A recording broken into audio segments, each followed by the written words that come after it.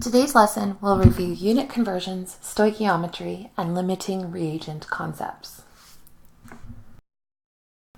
By grade 12, you should be familiar with the many prefixes used for SI units. Your data booklet includes a table of SI prefixes that may be useful to you. When converting units, it may be helpful to line up your calculations and use conversion factors. In this question, you are asked to convert liters to milliliters. Set up the ratio of the conversion in such a way that the units that you currently have are on the bottom and the units that you want to have are on the top. This way, you will cancel out the liter units and you will be left with the milliliter units. The same strategy can be used with rates. If we want to convert kilometers per hour to meters per second, we will need to use two conversion factors. The first one will convert kilometers to meters, and the other will convert hours to seconds.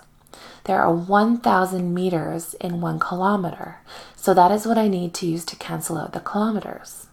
I place the kilometers in the bottom of the ratio to cancel out the kilometers on the top of the original unit. There are 3,600 seconds in 1 hour, so I will use this factor to cancel out the hours. I will orient my ratio with the hours on top so that I can cancel out the hour unit that was originally on the bottom. This leaves me with meters per second. These are the steps for stoichiometry.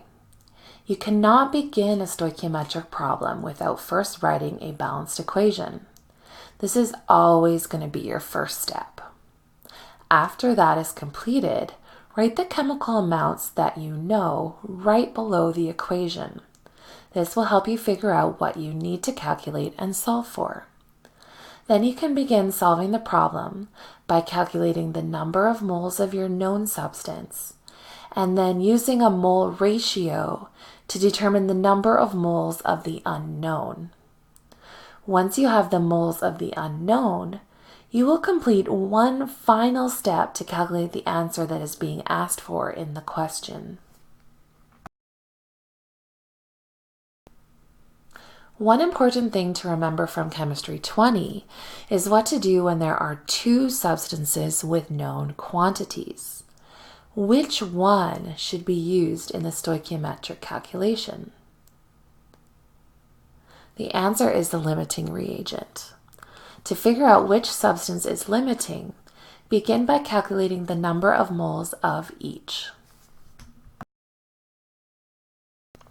Thanks for completing your final lesson of our Chemistry 20 review. You should be prepared to complete questions in class.